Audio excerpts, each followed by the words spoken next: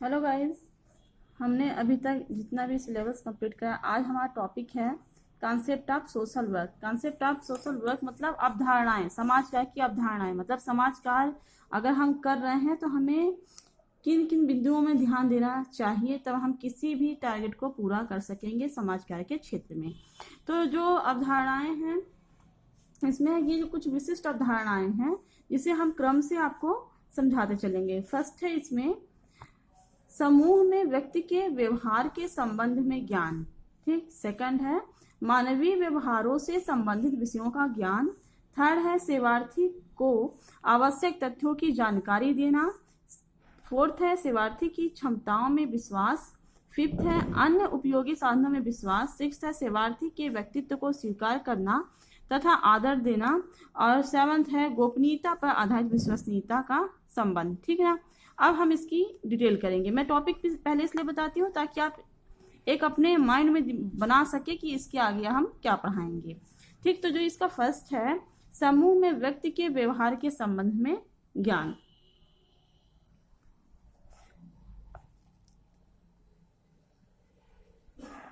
समूह में व्यक्ति के व्यवहार के संबंध में ज्ञान। देखिए, समूह से मतलब आप समझ रहे होंगे कि एक व्यक्ति समूह जहाँ पे कई व्यक्ति साथ में रहते हैं तो वो हमारा एक ग्रुप कहलाता है। ठीक ना। अब समूह में व्यक्ति के व्यवहार के संबंध में ज्ञान। अब व्यवहार का भी आप से समझ रहे होंगे, बिहेव, है ना। तो जो व्यक्ति है उसका समूह में क्या संबंध है। अगर हमारे पास कोई भी आता है जो समस्याग्रस्त है और हम समाज कार्य करता है और हमें उसकी भलाई करना है, उसकी मदद करना है, तो पहले हम लोग क्या देखेंगे कि समूह में व्यक्ति के व्यवहार के संबंध में ज्ञान। तो इसमें क्या, जैसे कोई मान लीजिए व्यक्ति है तो उसमें हम क्या पता लगाएंगे, जो व्यक्ति की आंतरिक दशाओं एवं व्यवहारों की जानकारी लेना। व्यक्ति की आंतरिक दशाओं व्यवहारों का मतलब क्या हुआ कि देखिए, जो एक इंसान होता है उसके अंदर बहुत सारी क्रियाकलाप चलती रहती है उसके दिमाग में, तब ना वो समस्या ग्रसित होता है। तो पहले हम व्यक्ति की स्थिति का ज्ञान लगाएंगे, है ना। पहले हम व्यक्ति की स्थिति पता करेंगे, फिर उसका समूह, वो किस इन्वायरमेंट में रह रहा है, क्या कैसे है उसका सब, उसका हम पता लगाएंगे। उसके बाद सामाजिक वातावरण, वो किस, जैसे हमने किस समाज, मतलब कैसा सामाजिक वातावरण में वो निवास कर रहा है। क्योंकि देखिए, हम लोग कहीं भी रहते हैं, वहाँ की स्थिति परिस्थिति, वहाँ की आर्थिक स्थिति, भौतिक स्थिति बहुत डिपेंड करती है हम लोग की रहन सहन में। तो इसी तरह अगर व्यक्ति हम अगर समाज कार्य कर रहे हैं, कोई व्यक्ति हमारे पास आया है समस्याग्रसित, तो हम लोग उसकी क्या क्या चीजें देखेंगे, वो चीज हम देख रहे हैं। यहाँ व्यक्ति की स्थिति को देखेंगे, समूह को देखेंगे, सामाजिक वातावरण देखेंगे, फिर व्यक्ति विशेष व्यवहार। देखिए, कोई व्यक्ति आएगा हमारे पास, उसका हम व्यवहार पहले जानेंगे ना। अब जैसे अब कोई आ गया आपके पास, अब बोला कि मैं इस समस्या से ग्रसित हूँ, तो आप डायरेक्ट उस समस्या पर ही जाएंगे ना। आप पहले उसे देखेंगे ना कि उसका लेवल क्या है, उसे क्या हुआ है, उसका व्यवहार आंकेंगे, तब ना उसकी समस्या को सुलझाएंगे। फिर है आर्थिक स्थिति। देखिए, किसी भी व्यक्ति के जीवन में उसकी आर्थिक स्थिति बहुत मायने रखती है। हाँ, उसकी आर्थिक स्थिति का हम अध्ययन करेंगे। फिर उसकी है सामाजिक स्थिति, सामाजिक स्थिति का हम उसका अध्ययन करेंगे। फिर आता है भौतिक स्थिति, उसकी भौतिक स्थिति क्या है। फिर आता है उसका भूत, भविष्य और वर्तमान। देखिए, अगर कोई भी व्यक्ति है तो समस्या ग्रसित है, तो हमें यह है कि उसका बीता हुआ उसका पहला देखेंगे कि क्या उसके साथ हुआ। फिर उसका भविष्य देखेंगे कि इस समस्या से उसे कहाँ कहाँ तक प्रॉब्लम आ सकती है। फिर हम उसकी वर्तमान का आकलन करेंगे। ठीक है ना। तो इसी तरह अगर कोई व्यक्ति हमारे पास समस्या ग्रसित आता है तो हम व्यक्ति की स्थिति का आकलन इन चीजों से करेंगे। समाज कार्य के लिए आवश्यक है ना कि व्यक्ति एवं उसके समुदाय, उसका व्यवहार का संपूर्ण ज्ञान लेना। समाज कार्य के क्षेत्र में व्यक्ति की क्या स्थिति है, इन सब का अगर हम ध्यान देंगे तो हम जो ये समूह में व्यक्ति के व्यवहार के संबंध में जो ज्ञान है, इसको हम पूर्ण कर सकेंगे और अपने समाज कार्य के क्षेत्र में बढ़ सकेंगे।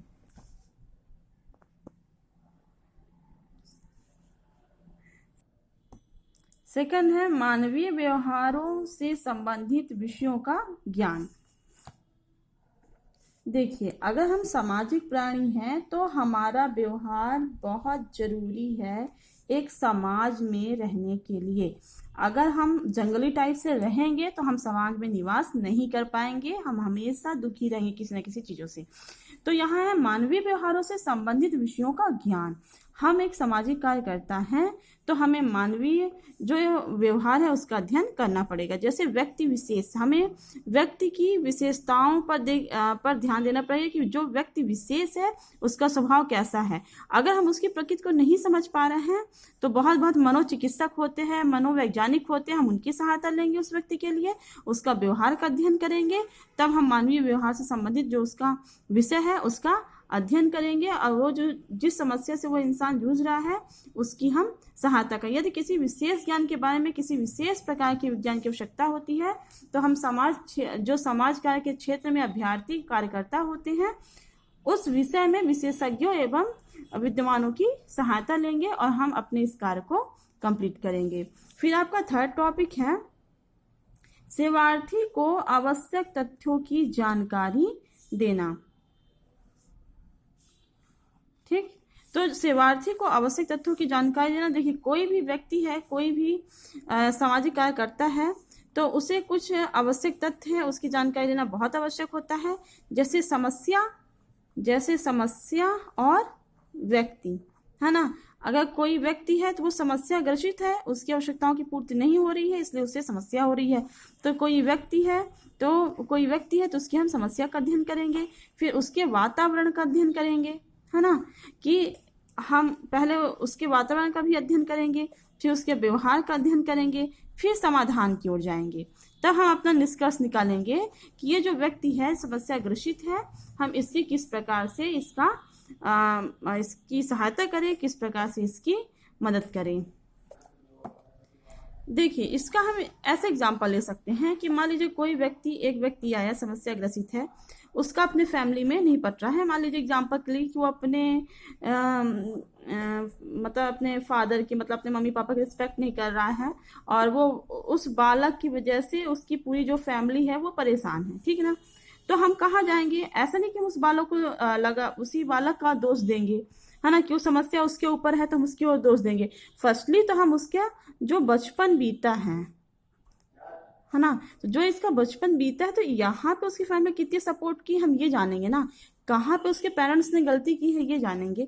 ऐसा नहीं है कि पेरेंट्स ने सपोर्ट किया बच्चा बिगड़ गया, ऐसा नहीं होता है। कहीं ना कहीं पेरेंट्स की भी गलती रहती है।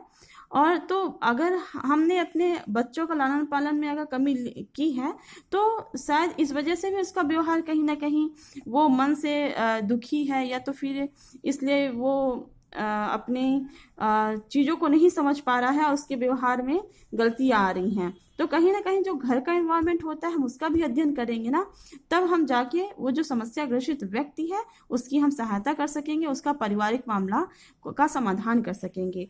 फोर्थ है यहाँ पे सेवार्थी की क्षमताओं में विश्वास।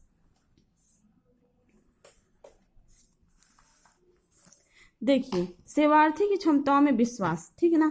जैसे कोई कार्य करता है ना, और उसके पास कोई समस्या ग्रसित व्यक्ति आया तो हमें फर्स्टली तो उसके ऊपर विश्वास ये करना पड़ेगा, पहले हम उसका आकलन करेंगे कि वो मेंटली कितना प्रिपेयर है।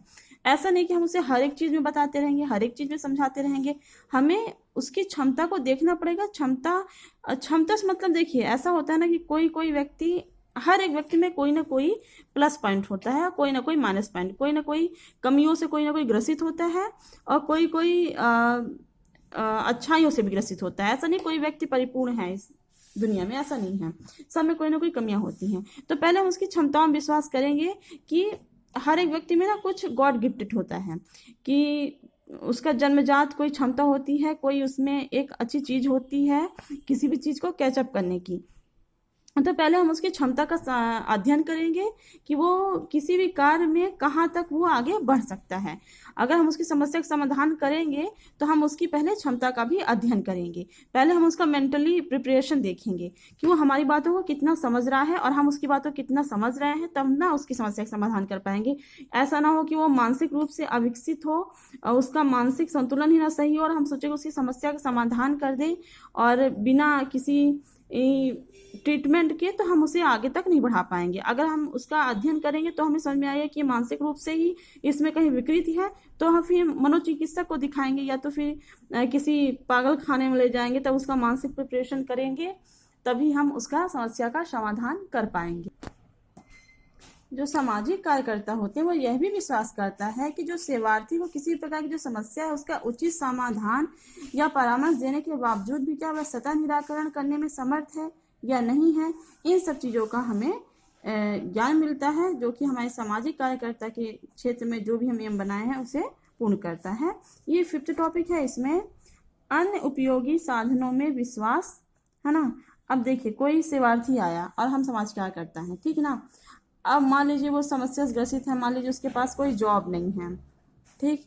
तो इसमें जो ये है अन्य उपयोगी साधनों में विश्वास, मतलब कि अगर वो 12th पास है, 10th पास है, ठीक, तो हम अब वो किसी प्रॉब्लम में तो हम उसे एक सजेशन देंगे कि देखो बेटा आप ये चीज़ किए हो तो आप इस संस्था में चले जाओ।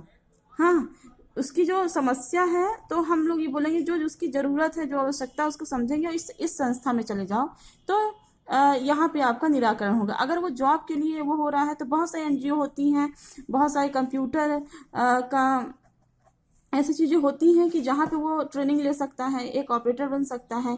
या फिर मान लीजिए कि उसे घर में प्रताड़ित किया जा रहा है तो बहुत सारी कल्याणकारी संस्थाएं होती हैं, बहुत सारे बाल न्यायालय होते हैं, महिला बाल विकास होता है, बहुत सारी ये संस्थाएं हैं जो कि समाज कार्य के क्षेत्र को आगे बढ़ाने के लिए हमें प्रेरित करती है या फिर समस्याग्रस्त व्यक्तियों का समाधान करती है।